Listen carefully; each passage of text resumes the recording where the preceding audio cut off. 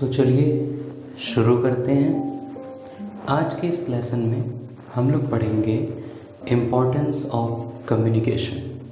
ठीक है, पीछे हम लोगों ने देख रखा था कि कम्युनिकेशन की मीनिंग्स क्या हैं, कॉन्सेप्ट्स क्या हैं और उसके कुछ डेफिनेशंस के बारे में भी डिस्कस किया गया था। आज की इस वीडियो में हम लोग इसके महत्व पे चर्चा करेंगे। तो चलिए सबसे पहले देखते हैं कि कम्युनिकेशन का जो इम्पोर्टेंस है उसको हम समझें कैसे। तो यहाँ पर हमने एक पिक्टोरियल फॉर्म में चीज़ों को प्रेजेंट करने की कोशिश की है। एक एक करके हम हर एक चीज़ को एक्सप्लेन करेंगे। कहीं कोई दिक्कत महसूस हो तो आप हमें वापस से कमेंट करके बता सकते हैं। तो देखिए, कम्युनिकेशन सबसे पहले एक माध्यम है, उसको एक व्हीकल से उसकी तुलना की जाती है, जिसका मतलब ये है कि वो एक ऐसा माध्यम है जिसके तहत आप जो बेसिक मैनेजमेंट फंक्शंस हैं उसको पूरा करते हैं। ठीक है, बेसिक मैनेजमेंट फंक्शन से हमारा मतलब क्या है? बेसिक मैनेजमेंट फंक्शन का मतलब होता है कि किसी भी संगठन के अंतर्गत जो भी कुछ महत्वपूर्ण छोटे बड़े कार्य होते हैं कि आपको संगठन को कैसे चलाना है, उसमें कैसे स्टाफ रखना है, किस प्रोजेक्ट पे किस तरीके से किन लोगों के साथ में और कितनी दक्षता के साथ में अपने काम को पूरा करना है। तो इन सब के लिए जो सबसे महत्वपूर्ण पहलू होता है वो होता है कम्युनिकेशन, क्योंकि बिना संप्रेषण के आप अपने किसी भी टास्क को पूरा नहीं कर सकते। ठीक है, तो यहाँ पे कम्युनिकेशन एक व्हीकल है जिसके माध्यम से आप बेसिक मैनेजमेंट फंक्शंस को पूरा करते हैं। फिर इसी में जब हम आगे बढ़ते हैं, सेकंड पॉइंट आप देखेंगे कि कम्युनिकेशन क्या होता है, कि इसके दूसरे इम्पोर्टेंस इसकी क्या है कि जब भी कोई एंटरप्राइज का मतलब यहाँ पे है कि कोई भी कंपनी, आपने देखा होगा कई बार कि कुछ जगहों पे आप देखते होंगे कि XYZ एंटरप्राइजेस। ठीक है, तो कोई भी कंपनी हो या कोई संगठन हो, ऑर्गेनाइजेशन है, चाहे वो किसी भी नेचर का हो, किसी भी क्षेत्र में कार्य कर रहा हो, उसकी जो सफलता होती है उसकी सफलता पूरी तरीके से निर्भर करती है एक इफ़ेक्टिव कम्युनिकेशन पे, एक दक्षतापूर्ण संप्रेषण पे। ठीक है, जितना अच्छा कम्युनिकेशन उस ऑर्गेनाइजेशन के सेटअप के अंदर किया जाता है, जितना अच्छा कम्युनिकेशन उस ऑर्गेनाइजेशन के तहत बाहर के लोगों से, जो उससे एसोसिएटेड लोग हैं, जो उससे एसोसिएटेड वर्क्स हैं, उसमें जितनी प्रभावता के साथ, जितने प्रभावशील तरीके से, इफ़ेक्टिव तरीके से आप संप्रेषण करेंगे, उतना ही आपकी एंटरप्राइजेज या फिर आपकी ऑर्गेनाइजेशन, आपकी कंपनी ग्रोथ करेगी, सफल होगी। ठीक, फिर बात करते हैं कि अगर किसी भी जगह पे, किसी भी प्रबंधन में अगर कम्युनिकेशन प्रॉपर तरीके से नहीं हो रही है तो उसका दुष्परिणाम क्या होता है? उसका दुष्परिणाम यह हुआ कि कोई भी मैनेजर हो जो कि उस संस्था या फिर उस विद्यालय हो, कंपनी हो, उसे देख रहा है, तो वो किसी भी तरीके की योजना को बनाने में सफल नहीं हो पाएगा, वो अपने संगठन को सुचारू रूप से चलाने में सफल नहीं हो पाएगा, वो किसी भी दिशा निर्देश को अपने सबॉर्डिनेट्स को देने में सफल नहीं हो सकता है और उसका नियंत्रण पूरी तरीके से अपनी जो संस्था होगी, जो संगठन होगा, उस पर कमज़ोर पड़ जाएगा। ठीक है, तो इसलिए बिना कम्युनिकेशन के ये सारी चीज़ें, प्लानिंग हो, ऑर्गेनाइजेशन हो, उसका डायरेक्शन हो, उसका कंट्रोल हो, ये सब कुछ नहीं हो पाता है। फिर अब बात करते हैं कि इसकी जो आवश्यकता है वो कब समझी गई। ठीक है, हालांकि कम्युनिकेशन की जो आवश्यकता है वो शुरू से ही समझी जा रही है, लेकिन पिछले कुछ वर्षों में, कुछ दशकों में कह सकते हैं, कुछ डेकेड्स में कम्युनिकेशन की जो आवश्यकता है, जो उसकी नेसेसिटी है, इम्पोर्टेंस है, स्पेशली मैनेजमेंट सेक्टर में उसको पहचान मिली है कि हाँ, एक इफ़ेक्टिव कम्युनिकेशन होना बहुत ज़रूरी है। और इसीलिए आप देखते होंगे कि आजकल के सिनेरियो में कम्युनिकेशन के लिए बहुत सारे कोर्सेज चलने लगे हैं। ठीक है, पर्सनालिटी डेवलपमेंट, कम्युनिकेशन मास्टरी और ना जाने क्या क्या। ठीक है, तो इससे पता चलता है कि आपकी जो कम्युनिकेशन है वो कितनी इम्पॉर्टेंट है। अब हम लोग कुछ पॉइंट्स वाइज इसको जो है कुछ पॉइंट्स देंगे जिसके आधार पे आगे आपको एक्सप्लेन करेंगे। सबसे पहला पॉइंट है कि इसकी इम्पोर्टेंस के लिए कि smooth and unrestricted running of enterprise. इसका मतलब है कि कोई भी संगठन, कोई भी ऑर्गेनाइजेशन, चाहे वो छोटा हो या फिर वो बहुत बड़ी ऑर्गेनाइजेशन हो, चाहे वो नेचर में पब्लिक हो या फिर वो प्राइवेट हो, मतलब कि चाहे वो सार्वजनिक हो या फिर वो निजी क्षेत्र की हो, अगर उसमें एक इफ़ेक्टिव कम्युनिकेशन नहीं है तो उसको चलाना मुश्किल होगा, वो उतना स्मूथली वर्किंग नहीं होगी। तो अगर आपको स्मूथली बिना किसी रुकावट के किसी एंटरप्राइज को, किसी ऑर्गेनाइजेशन को रन कराना है तो उसके लिए कम्युनिकेशन का बहुत ही महत्वपूर्ण रोल होता है। ठीक है, इसका उदाहरण हम आपको एक देते हैं जिससे इसको समझने में आसानी होगी। तो जैसे जब भी आप किसी बैंक में जाते हैं, आपने देखा होगा कि बैंक में एंटर करते ही आपको सबसे पहले एक गेट पे गेटमैन मिलता है। ठीक है, उसके बाद में क्लर्कियल स्टाफ जो कि आप बाहर देखते हैं काउंटर्स पे बैठे होते हैं, वहाँ पे मैनेजर होते हैं। ठीक है, और आप एक चीज़ जब नोटिस करेंगे तो जितने भी लोग जो बैंक के अंदर पहले से मौजूद होते हैं वो वहाँ के किसी न किसी स्टाफ के साथ में कुछ न कुछ कम्युनिकेशन कर रहे होते हैं, कुछ न कुछ वार्तालाप कर रहे होते हैं जिसके थ्रू वो अपने काम को पूरा कर पाते हैं। ठीक है, तो वहाँ पे आप समझ पाएंगे कि कम्युनिकेशन का कितना इम्पोर्टेंट रोल है। फिर अब हम बात करते हैं दूसरे पॉइंट की। सेकंड पॉइंट हमारा क्या है? सेकंड पॉइंट हमारा है कि प्रॉपर प्लानिंग एंड कोऑर्डिनेशन। मतलब कि किसी भी चीज़ को, किसी भी कार्य को करने से पहले जो प्री कंडीशन जो शब्द हमने यहाँ पे इस्तेमाल किया है उसका सिर्फ इतना सा मतलब है कि अगर आपको सपोज़ आप सब 4th सेमेस्टर में हैं इस समय, आपको कुछ अपने डिसर्टेशंस पे काम करना होगा, आपको अपने एग्ज़ाम्स के लिए प्रिपरेशन करनी है, तो आप क्या करते हैं, आप पहले से प्लानिंग करते हैं, है ना, कि आप कितने दिन के अंदर कितना कुछ लेसन्स, कितने कुछ चैप्टर्स, यूनिट्स को आप कवर करेंगे। तो ये जो कंडीशनिंग उस तरीके से आप अपने ब्रेन को एक मैसेज देते हैं कि हाँ मुझे इस डेट के अंदर इतनी यूनिट्स कवर करनी है। तो ये जो प्री कंडीशनिंग आपके ब्रेन की होती है वो किस लिए होती है कि आप उस काम को उस पर्टिकुलर टाइम लिमिट के अंदर पूरा कर सकें। ठीक है, तो यहाँ पर प्लानिंग का मतलब यही है। फिर बात करते हैं कोऑर्डिनेशन की।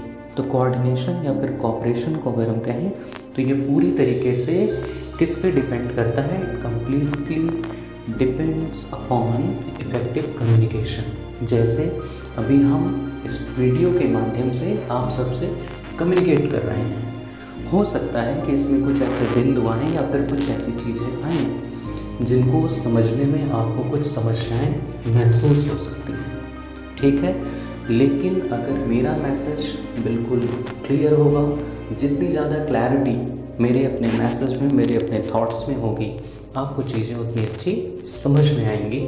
और जब आप हमें फीडबैक देंगे तब जाके ये हम लोग का जो कम्युनिकेशन का एक प्रोसेस है ये कंप्लीट होगा।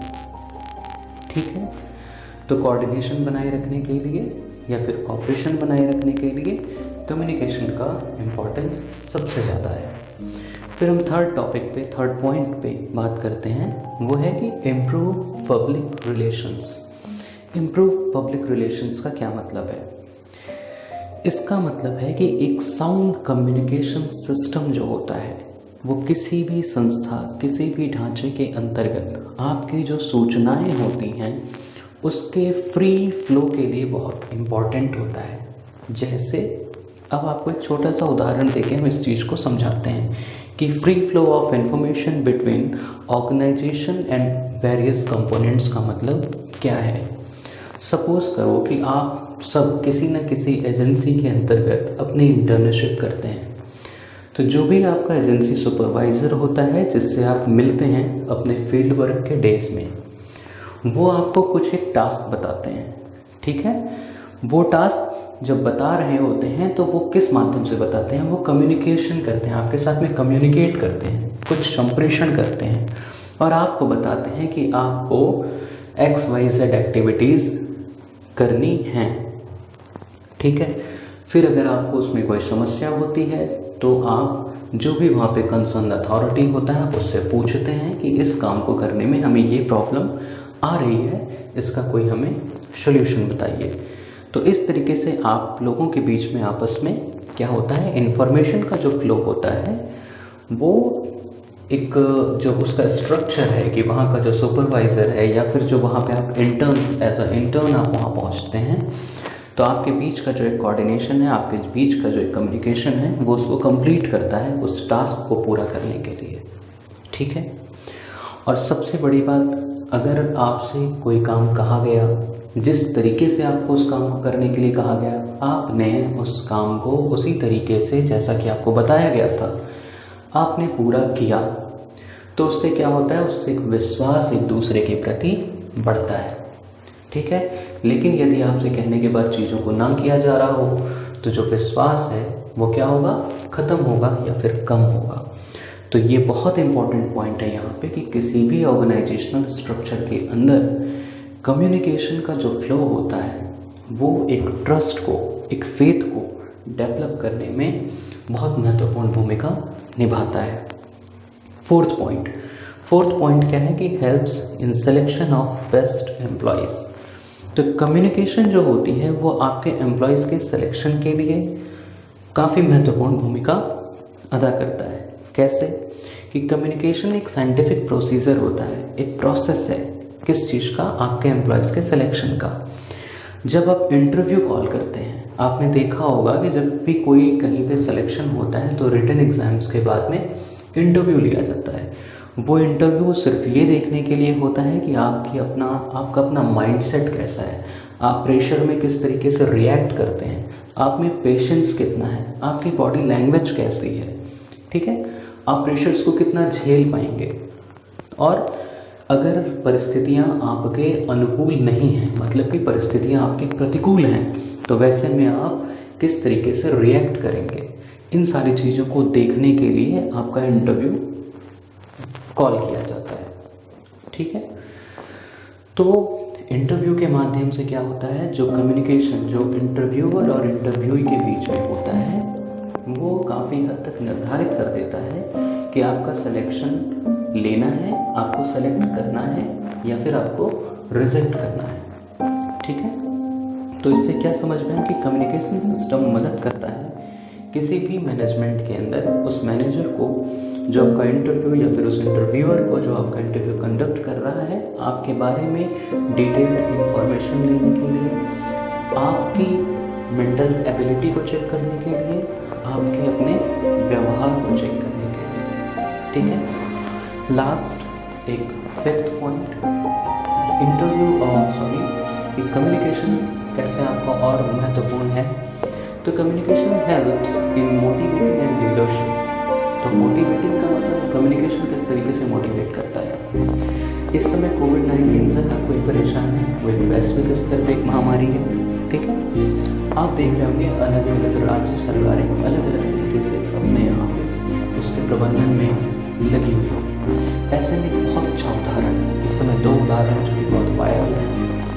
पहला है भागवत प्रसाद जी को, जो कि पुलिस इंस्पेक्टर हैं, आप फेसबुक पर अक्सर देखते होंगे कि वो यातायात से जुड़े हुए हैं, ट्रैफिक यातायात प्रभारी हैं, और वो किस तरीके से जहाँ एक तरफ पुलिस किसी को डंडे से मार करके सुधारने की बात कर रही है या फिर लॉकडाउन के समर्थन में लोगों को समझा रही है, वहीं दूसरी तरफ वो कुछ बातें करके कम्युनिकेशन के थ्रू लोगों को समझा रहे हैं और बिना किसी सख्त कार्रवाई के लोगों से घर में रहने की अपील कर रहे हैं। दूसरा सबसे अच्छा उदाहरण जो मोटिवेशन का है वो है बिहार के दिल्ली श्री गुप्तेश्वर पांडे जी।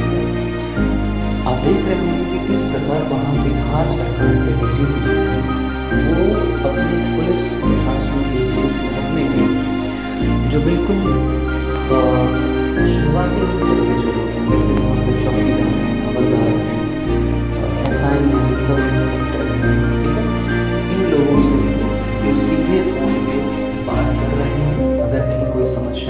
पहले तो उसकी समस्या को समझने का प्रयास कर रहे हैं और उनको इस बात के लिए मोटिवेट कर रहे हैं कि आप बहुत अच्छा काम कर रहे हैं, आप इसी तरह अपनी सेवाओं को देते रहिए। ये वक्त है जिस समय आप पूरी मुस्तैदी के साथ देश, राज्य और जहाँ पर भी आप नियुक्त हैं वहाँ के लोगों की देखभाल करें और अपने दायित्वों का पूरी तरीके से निर्वहन करें। एक डीजीपी द्वारा जब इस तरीके का कम्युनिकेशन एक होमगार्ड या एक कांस्टेबल, एक चौकीदार के पास में आता है तो उससे क्या होता है, उसका मनोबल बढ़ता है, वो मोटिवेट होता है और पूरी मुस्तैदी के साथ और डबल जोश के साथ वो अपने कार्य को करता है। इस प्रकार कम्युनिकेशन के थ्रू क्या होता है, आप लोगों को मोटिवेट करते हैं और कम्युनिकेशन से ही, संप्रेषण से ही आप क्या करते हैं, लीडरशिप की क्वालिटी को अपने दिखाते हैं कि अगर किसी समस्या में है उस वक्त किसी को क्या करना चाहिए, क्या नहीं करना चाहिए, डू और डोंट्स के बारे में बताना और सही और तार्किक तरीके से अपनी बातों को, अपनी चीज़ों को रखना, किसी परेशान व्यक्ति की उस समय में सहायता करना, ये आपकी लीडरशिप स्किल्स को दिखाता है। ठीक है, उम्मीद करते हैं अभी तक आपको जितनी भी चीज़ें इसमें हमने एक्सप्लेन की है समझ में आ गई होंगी। फिर भी अगर कहीं कोई डाउट हो, कोई समस्या हो तो आप हमें व्हाट्सएप कर सकते हैं, आप हमें कमेंट कर सकते हैं कमेंट बॉक्स में जाकर और बताइए कि क्या समस्या है। कोशिश पूरी करेंगे कि उस पॉइंट को वापस से लें और आपका जो डाउट है उसे क्लियर करें। Thank you.